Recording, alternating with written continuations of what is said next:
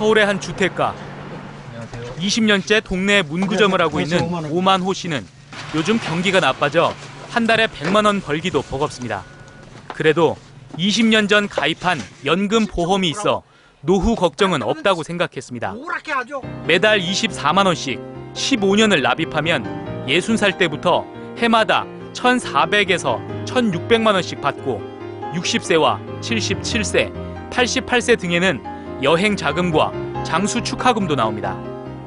진짜 똥똥거렸어요. 나 친구들 와도 니네도 연금 타지? 난 연금 안 타도 나도 종신연금 들어서 한 달에 150만 원 다 챙겨. 나 걱정 없어 이랬어요. 그런데 60살이 된 2달 전 첫 연금을 받아보니 암담해졌습니다.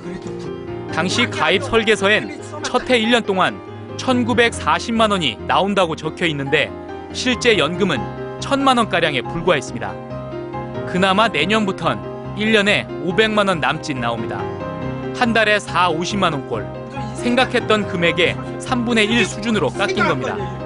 가족끼리 가려던 일본 여행도 취소했고 노후 계획도 완전히 틀어졌습니다.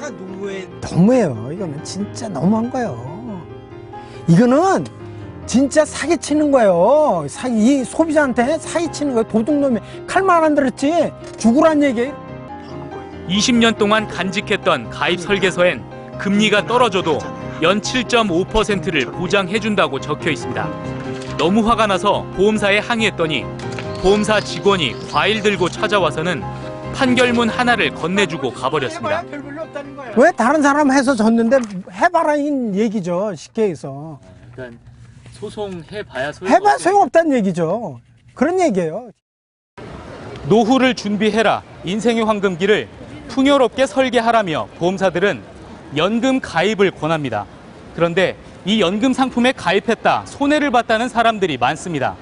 이런 개인연금은 국민연금과 함께 노후 대비를 위해 꼭 필요하지만 무턱대고 가입했다간 노후를 완전히 망칠 수도 있습니다.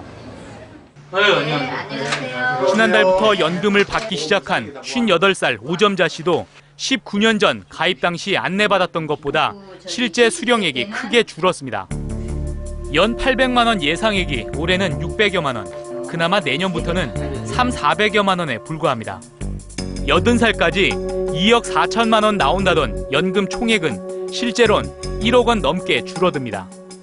265만 원 나온다고 하면은 그거 얼마나 되겠어요? 한 달에 10몇만 원밖에 안 나오는데.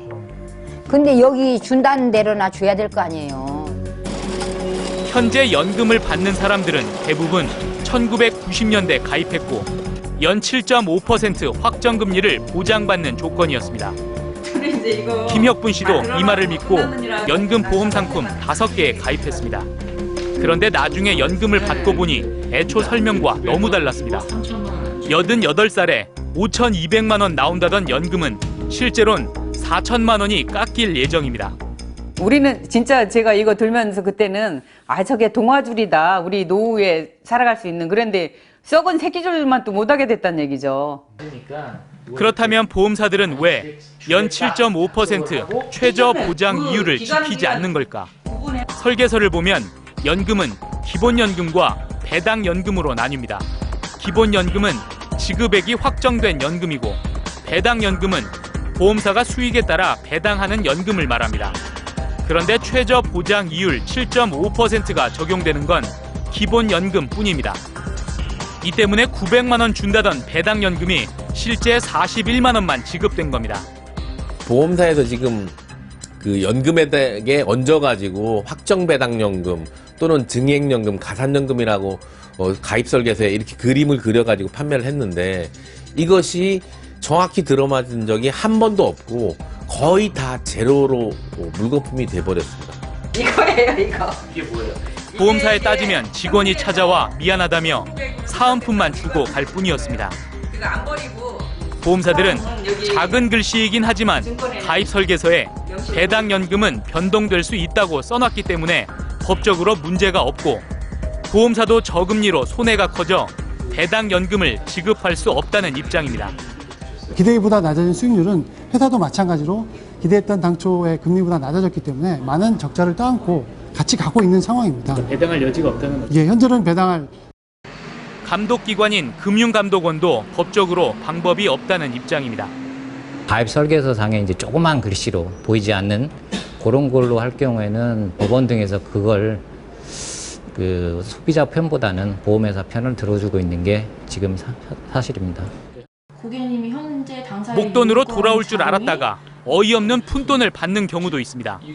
1961년 은행에 다니던 김모 씨는 당시 16살이던 딸의 이름으로 연금에 가입했습니다.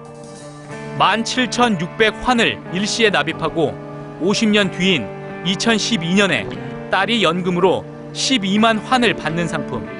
할아버지가 은행을 다니셨어요. 일본 가서 유학도 하셨고 그래서 어떻게 보면 아무도 안 낼 시기에 넣으신 거죠. 이거를 믿고. 그런데 50년이 흘러 2012년이 됐는데도 보험사는 연금을 지급하지 않았습니다. 따졌더니 처음엔 50년 전 계약 문서를 찾을 수 없다고 했다가 몇 달 뒤 터무니없는 연금액을 제시했습니다. 화폐개혁 이전인 1961년 보험 증서에 약정된 연금 12만 환을 단위만 고쳐서 12,000원씩 분기마다 주겠다고 했습니다. 한 달로 치면 4,000원꼴. 가입자 가족들은 어이가 없다며 4년째 연금 수령을 거부하고 있습니다. 좀 과자 한 봉지를 사도 11,000원은 될 텐데 용돈도 안 되는 거였어요. 솔직히 말하면 연금이라는 의미는 아예 찾을 수가 없고 이렇게 이용당하는 건가 이런 생각도 들고. 당시 약정한 연금 12만 환은 현재 가치로 환산하면 얼마나 될까? 한국은행 홈페이지에서 금 시세를 기준으로 환산했더니 현재 가치로 250만 원이라고 나옵니다. 가입자는 이 정도 금액을 받을 것으로 기대했지만 보험사 측은 국민연금과 달리 민간 보험은 물가 상승률이나 화폐 가치가 전혀 반영되지 않기 때문에 어쩔 수 없다고 합니다.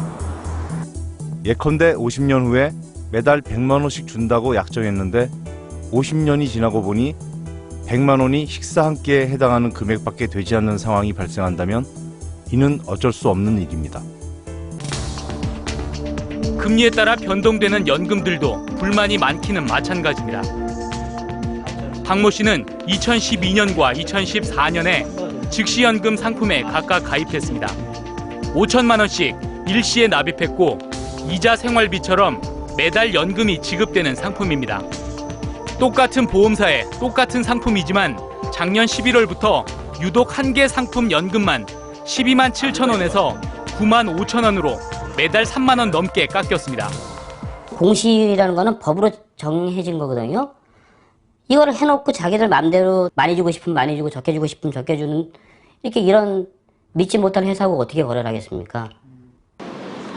해당 보험사는 취재진에게 2013년에 공시이율 적용 기준이 바뀌었기 때문에 두 개 상품에 차이가 생겼다고 해명했습니다. 13년 3월 이전에 팔았던 상품들은 공시이율이 떨어짐에 따라 가지고 같이 많은 폭으로 떨어뜨릴 수 있는 그 기준이 적용될 수 있었고요. 소비자 입장에서는 먼저 가입한 게 불리한 거네요. 그렇게 보시면 안 되고요. 뒤에 가입한 상품의 고객분들이 오히려 좀 유리하게 적용되는. 요즘 가장 불만이 쏟아지는 상품은 변액연금입니다. 서울 동대문에서 옷장사를 하는 김모 씨 부부는 버는 돈 대부분을 여러 개의 변액연금과 연금 보험 상품에 쏟아부었습니다. 처음엔 5개로 시작해 21개까지 늘었고 매달 보험료가 많게는 1,000만 원, 평균적으로 600만 원씩 들어갔습니다. 5년 동안 모두 3억 6천만 원을 납입하면 5년 뒤 5억 원을 받을 수 있다고 꼬드긴 설계사를 철석같이 믿은 겁니다. 전액 나온 지가 꽤 됐어요, 상품이. 근데 거의 확정적으로 5년 이상에서 수익이 안 났던 데가 한 번도 없었고요. 하지만 설계사의 장담과 달리 돈을 넣으면 넣을수록 손실액이 커졌고 납입 총액이 2억 5천만 원에 이르렀을 때 손실액은 8천만 원이 넘었습니다. 너무 억울하고 너무 화가 나죠. 일단은 그런 힘들게 번 돈을 이렇게 돈보다는 이제 사람이 미워지고 이런 걸 판매하는 그런 회사 자체도 믿고.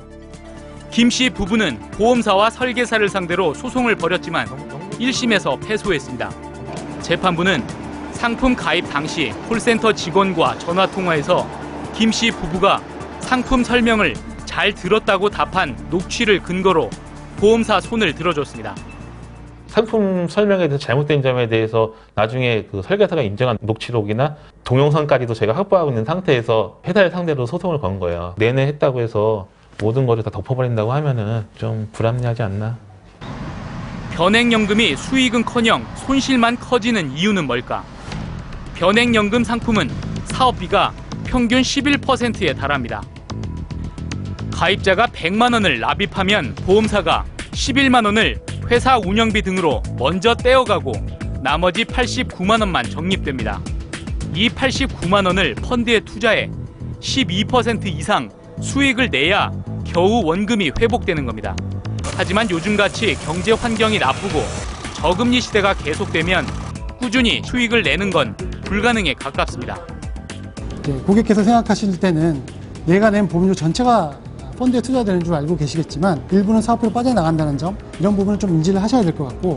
기대 수익률을 좀 낮춰야 된다는 예.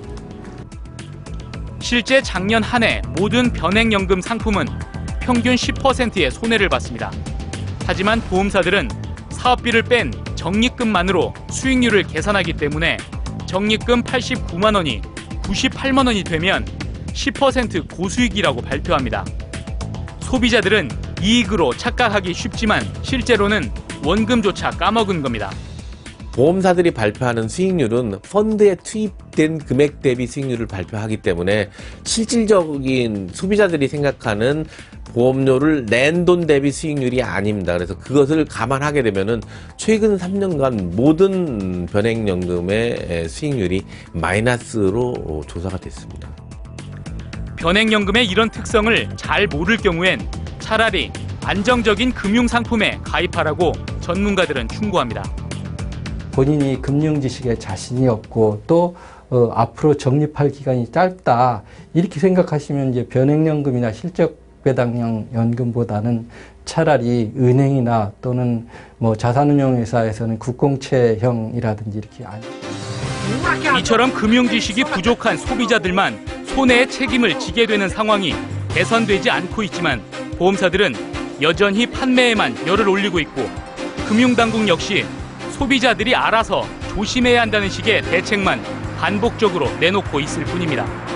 그분들한테만 모든 책임을 져라, 조심해라 라고 말하는 거는 금감원 입장에서 너무 무책임하신 건 아닌가요?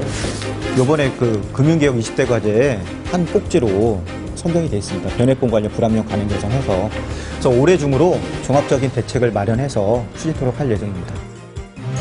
2014년 우리 국민이 납입한 연금 보험료는 36조 원에 이를 정도로 우리나라에서 연금 보험은 대표적인 노후 대비 수단입니다.